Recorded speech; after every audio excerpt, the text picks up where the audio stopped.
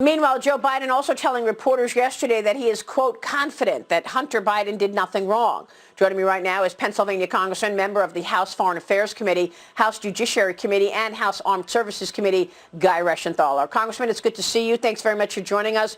You want a special counsel investigation into this, and we put a spotlight on this because this is really important as it relates to the potential change in policy toward China. If the Communist Party and Hunter Biden and his family have been in bed with the CCP, this is a major red flag, as we know that the CCP has been trying to bribe and blackmail influentials in the U.S. government. Your reaction? Maria, first, thanks for having me on. I always appreciate it. And as always, just call me Guy. But you said it best when you were talking about the fact that China is a threat, particularly the PLA and the CCP, the Chinese Communist Party. You know, I often wonder, what does the CCP have over the Democrat Party? Because the Democrats have refused to take the threat from China seriously.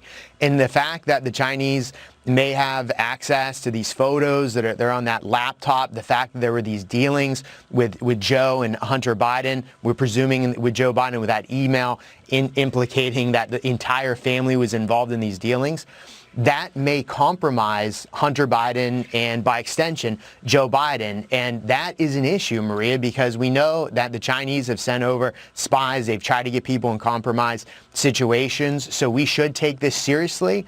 And if Joe Biden is so confident that Hunter did nothing wrong, then he shouldn't oppose my calling for a special counsel to be named to investigate Hunter Biden and his connections to the Chinese, the Russians, and the Ukrainians. I mean, then there's the Eric Swalwell controversy. What gets me about this controversy is the Chinese spy. I mean, the congressman is obviously under fire for his ties to a Chinese spy who targeted local officials. Congressman, I mean, 17 of your colleagues, including the Minority Whip Steve Scalise, wrote a letter this week to Speaker Pelosi asking for Swalwell to be taken off of the House Intel Committee over these ties to the Chinese Communist Party. What gets me about this story is he met this woman, Christine Fang, when he was just a local politician. She helped him get elected, raising money for him. He is China's candidate. They put him there. Do you think Swalwell should step down from this committee?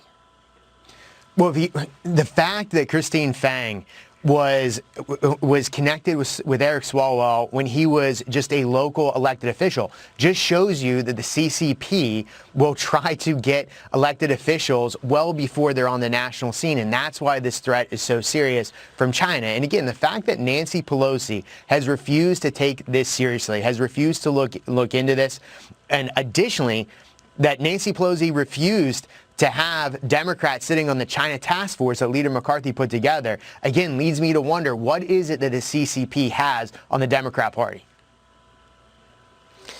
And tell me what you think the China policy will be and whether you expect it to change with a different administration. Well, if we have a different administration, I don't think that they will hold China accountable like President Trump and the Republican Party is willing to do. We have to remember that there's trade deals, there's aggression in the South China Sea we see from China, and of course, the taking of Hong Kong, threats on Taiwan, for example, the Uyghurs that are being persecuted in Western China.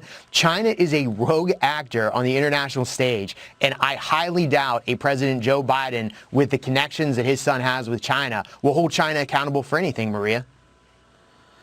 So let me ask you about the potential for a stimulus package and switch gears for a moment. We are being told that this deal being discussed is going to be unveiled today, includes $600 of individual checks, $300 in unemployment extension, and $17 billion for airlines, Congressman, that it will not include any state and local support, and it will not include liability protections. Do you think we'll get a deal today?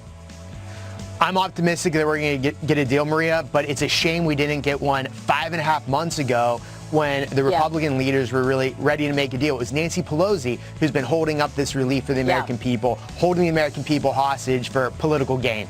Yeah, a lot of politics in that. Congressman, it's good to see you this morning. Guy, thank you so much. We'll be right back.